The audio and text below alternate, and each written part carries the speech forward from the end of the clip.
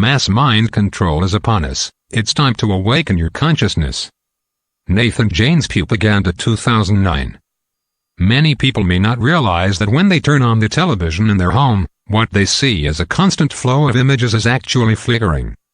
Although we do not see this consciously, the repetitive pattern of flickering images creates a state that is similar to hypnosis in the television viewer. Studies by researcher Herbert Krugman have shown that within 30 seconds of television viewing, brain waves switch from predominantly beta waves, indicating alert and conscious attention, to predominantly alpha waves, indicating an unfocused, receptive lack of attention. The brain's left hemisphere, which processes information logically and analytically, tunes out while the person is watching TV, while the right hemisphere of the brain, which processes information emotionally and non-critically, is allowed to function without hindrance. Due to this phenomenon, television transmits information, which is not actively thought about at the time of exposure, much like hypnosis. When viewing television, we do not consciously rationalize the information resonating within our unconscious depths at the time of transmission, and the viewer becomes more open and suggestible. Because of the passive, hypnosis-like viewing of television as well as its predominance in the homes of nearly all Americans, the television is one of the most powerful tools used today. As of 2009, 6 companies controlled all of the major media outlets in the United States. That is a very small number of people controlling all of the information that streams into millions of homes across America each day through their television sets. In recent years, a number of investigations and exposes have revealed that these giants silence independent voices and investigations, discourage journalism that interferes with the agendas of special interests, and eliminate diversity in the information they provide. Because of the control that these companies have over the information that most Americans receive, most of the American public, these media giants work hand in glove with the federal government as well as many multinational corporations to disseminate carefully planned messages. Through the television and other forms of media, they tell you what to think about, what to worry about, what to smile about, and what to be scared of. They have sold the public on the idea of the newscaster being an extension of the family, a trusted figure who encourages the acceptance of the information being presented as true and accurate.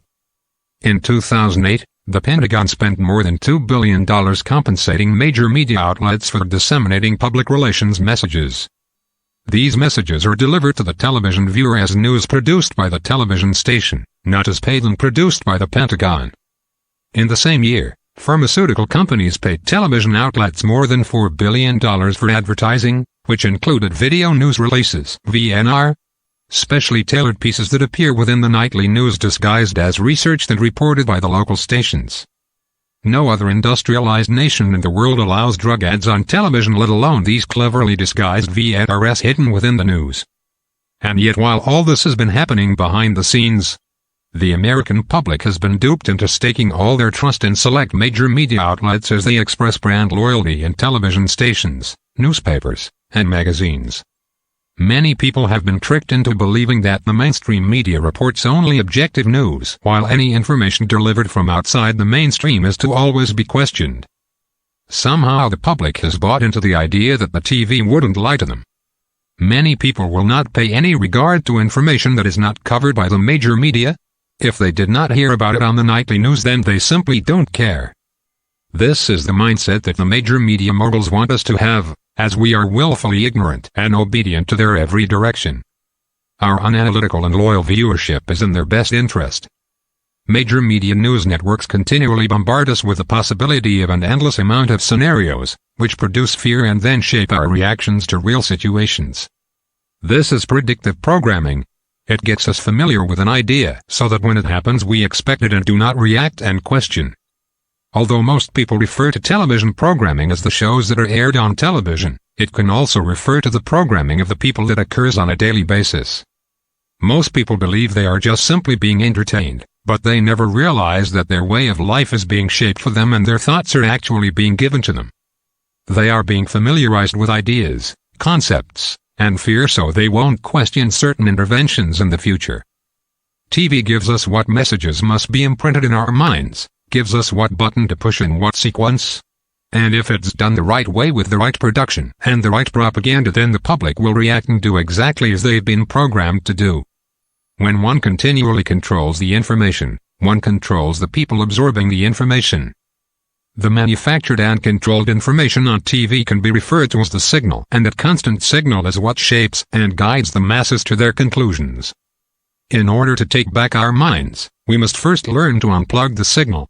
By turning off your TV, you will realize the world that you are living in is suddenly very unfamiliar to you. You will see that news of no importance is constantly debated and analyzed, and as you listen to the conversations of people around you, you realize they are talking robots just repeating what they heard on the news. This is exactly what Zbigniew Brzezinski talked about in his book Between Two Ages.